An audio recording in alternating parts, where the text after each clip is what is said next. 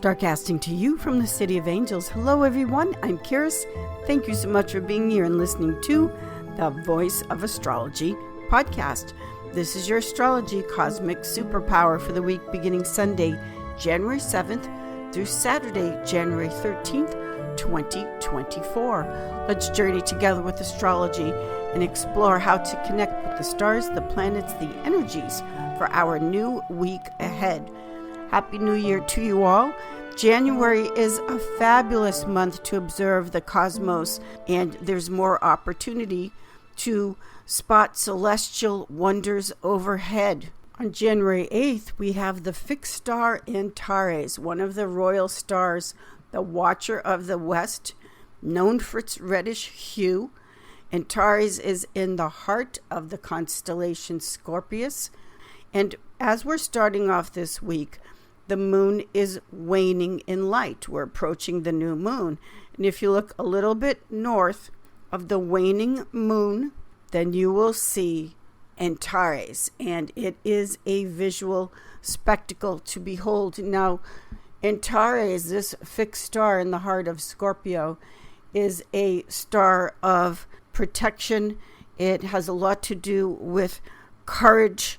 It's a military star. Scorpio is ruled by Mars, as is the sign of Aries.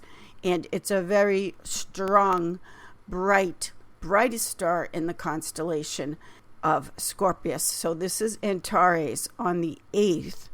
Antares is only about 550 light years away, and it's in the heart of the Scorpion.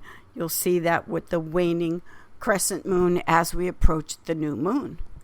On January 10th, we'll be able to spot Mars, the red planet, and that will be a sight to behold as it makes its approach to the moon. If you're into astrophotography, you can capture some really stunning images. Our sister planet Venus, she is still a morning star at this time. On Friday, January 12th, we have the planet Mercury, the messenger, now out of retrograde. Mercury is direct. Mercury is out of its storm shadow period. Mercury is up to speed. And Mercury will be at its greatest elongation, meaning it will be the furthest apparent distance from the sun, making it an optimal time for observation. Sunday, January 7th, we have the moon in Sagittarius, ruled by Jupiter. We are approaching the new moon, which means that the moon is now decreasing in light. We're approaching the dark balsamic side of the moon. So when the moon is decreasing in light, is that a time to try to grow something? Or is that a time to let something go, to release, to go within, to reflect? Of course, as we are in sync with the moon and the natural cycles around us, we would want to go within and reflect on what it is now time to let go of in preparation for the new moon coming up in the sign of Capricorn. What needs to be released so that you can clear things away, lighten up the load, so to speak, as you prepare for the new moon action. The moon in Sagittarius makes a hard square angle to Saturn in Pisces, also ruled by Jupiter. One of the things to release, reflect, and let go of is where are the blocks in your life that you are going way overboard. You can't quit. You don't know when to quit. It's time to stop. It's something that is addictive. It's also something that you feel you are right about, that you feel this is the law, this is the way it has to be. I'm saying that because Sagittarius and the planet Jupiter, which is the kingly planet, this is the law and the way it has to be. And Jupiter, Sag, and Pisces can have issues with not knowing when to quit in that area of laying down the law. The law for yourself is one thing, but when you're trying to force other people to follow that philosophy because you're right and they're wrong, then this is how we are looking at the beginning of the week with the moon in Sagittarius making this square to Saturn in Pisces. It's a block, and the square aspect prompts us to take action as far as releasing and letting that go as you prepare for the new moon in Capricorn coming up. Also remember, Antares in the heart of the Scorpion. It's a very military, strong star. Monday, January 8th, the moon is still in the sign of mutable fire Sagittarius, making a conjunction, coming together with Venus in Sagittarius. So when we look at Sagittarius and Venus and the moon, this is a lot of potential romance and fun and enjoyment in a positive way. The moon in Sagittarius then makes a fire trine flow to Chiron in Aries. With the new year is a new sense of self, who and what you want to do, who you feel that you are, how you've grown, how you've been evolving. Mercury is direct, but Mercury is in its detriment. It's in the sign of Sagittarius, making a square aspect to Neptune in Pisces, also ruled by Jupiter.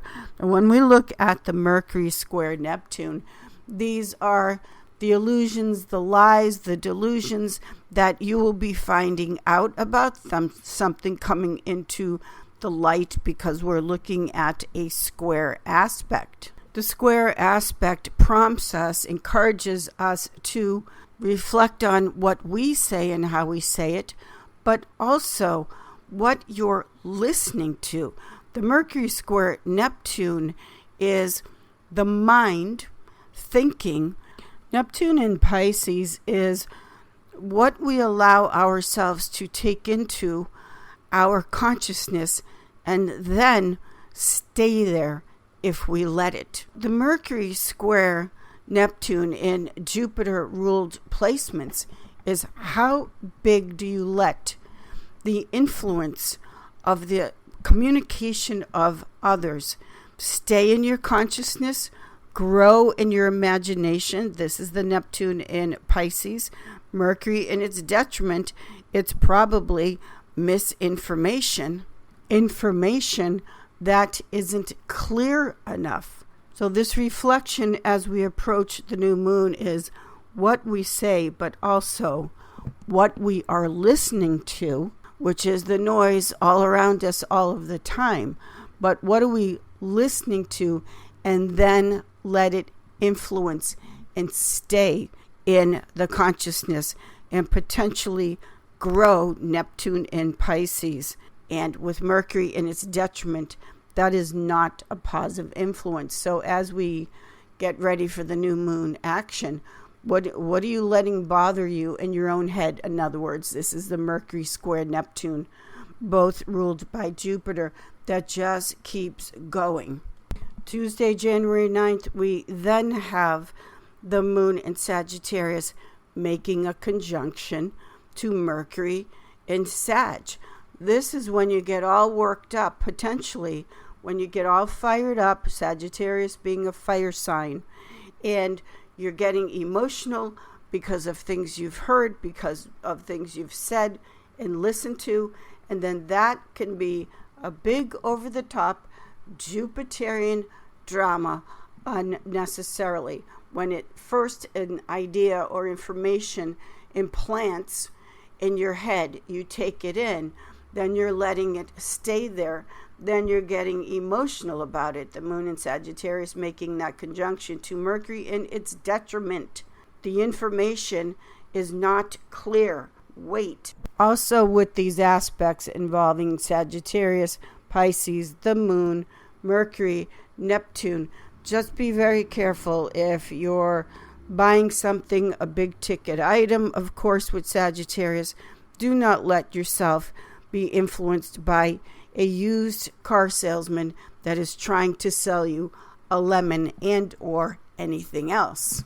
Also on the 9th, we have the sun in cardinal earth Capricorn making an earth trine flow to Uranus in Taurus, fixed earth Taurus.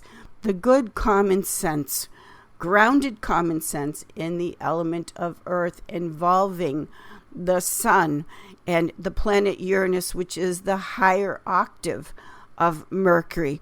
Listen to your own instinct and intuition, what your gut tells you first and always, no matter what anyone is trying to sell you or say to you.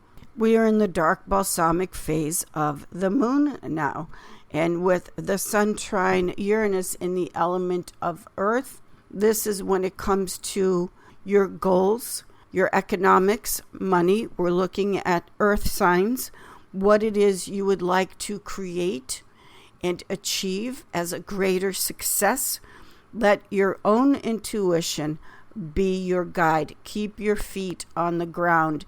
And no matter where you are, remember nature, Mother Nature herself, is the greatest healer, guide, and teacher.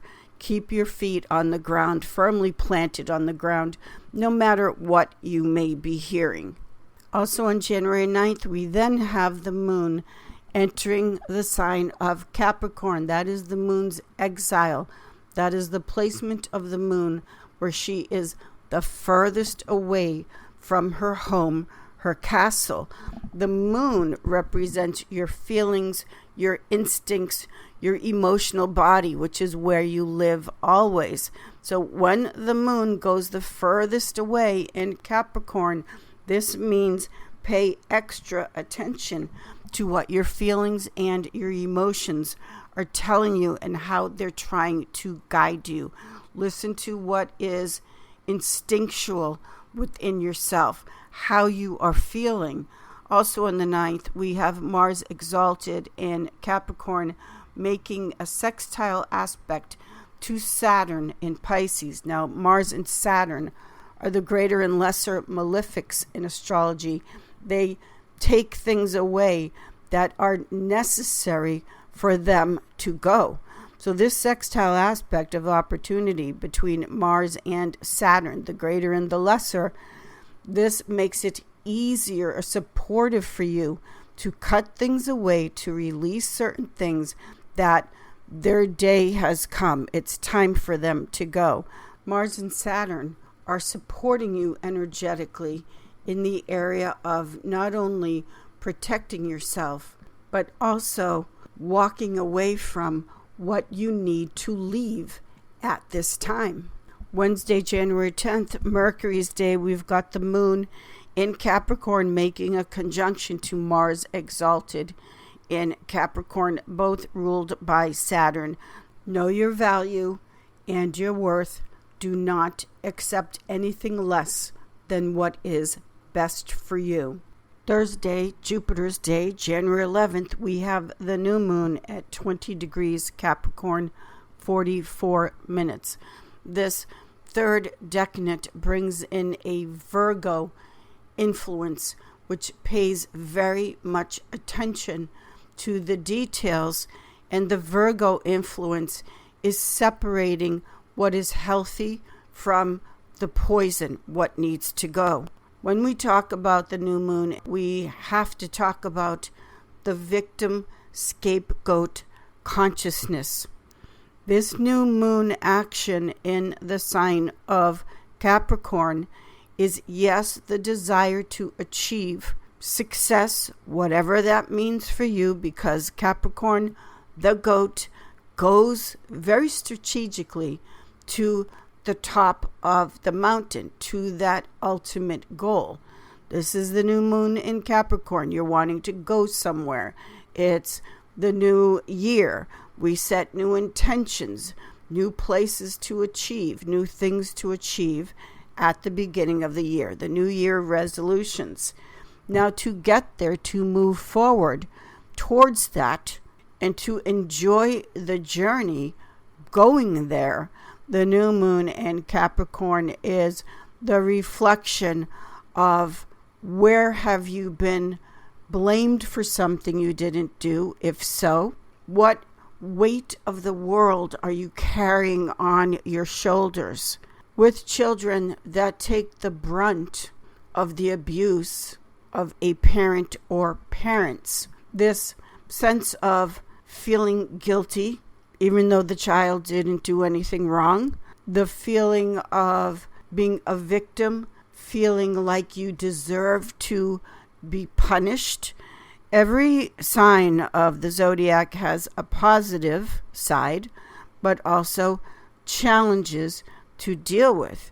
And the new moon in Capricorn, bottom line, is where you've been carrying the weight of the world on your shoulders and blaming yourself for something that was never any wrongdoing on your part. So moving forward with the new moon action time means during the balsamic, because it all connects together, during the dark side of the moon, Moon in Capricorn, new moon in Capricorn, is that inner time of releasing where you've been blamed, punishing yourself, perhaps playing the victim, feeling like you deserve to be punished, but you can't quite figure out why, because it's not of the mind, it's of the body. It's the instinct of the moon, which is how good or not you are to yourself.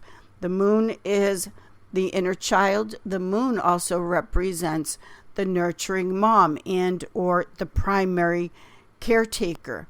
The moon meaning your feelings take on those emotions. And so feeling into, for the new moon action, what have you always dreamt of? What would you love to achieve and have in your dream fantasy life? How do you want to reach for the stars? Which you should and will. But to get there, to do that and enjoy the journey along the way, it takes a little bit of new moon in Capricorn work, which is where do you punish yourself and feel like you deserve to be punished and blamed, and playing the scapegoat being one of the potential symbols for the sign of Capricorn. In ancient old-time rituals, the priest would put the sins of the people onto the goat and then release the goat into the wilderness, symbolic of that scapegoat. That goat was carrying the sins of the people or the tribe. So this new moon in Capricorn can be quite productive, and I want to say liberating, freeing, when you come to the awareness, the realization that you've been doing this to yourself, and it ends now at this time, and you're going to stop with the new year and the new moon in Capricorn at 20 degrees. Later on January 11th, we have the moon entering fixed air Aquarius, which is light, it's communication. Aquarius is independence, it's freedom of the mind. It's a whole new, unique, and different perspective of how we think about things, how we perceive and look at different things. Friday, January 12th, we have the moon in Aquarius making a square to Jupiter in Taurus, now moving direct. Moon Jupiter square involved is about wanting it all and wanting it big. Play it to the hilt in your life. Why play it small? Play it big and then some. This is the moon square Jupiter in Taurus. We also have on the 12th the moon in Aquarius making a sextile aspect to Venus in Sagittarius. Jupiter ruled, over the top and so romantic when we look at the feminine planets, emotional planets, the moon and Venus making a very happy sextile 60-degree angle to each other. This is going into the weekend on Friday the 12th, Venus's day, with a great sense of love, opportunity, meeting someone, wanting to bring in relationship. If you are already married and in relationship, making it even better and much more fun. Saturday, January 13th, Mercury leaves its detriment and moves into Capricorn. Cardinal Earth Capricorn, that gets something started. Cardinal is leadership and leading into a new action, a new time. With Mercury in Capricorn now, it's initiating a new cycle, a new time in your life to not only achieve your goals, but also have a very common sense, realistic look at, well, what is it going to take? What is the work? What are the sacrifices? What are the responsibilities that go along with achievement and success? It's hard work. And also, what are the ways you can be supportive, kinder to yourself and not allow yourself to be victimized, punished, playing the scapegoat with that new moon in Capricorn.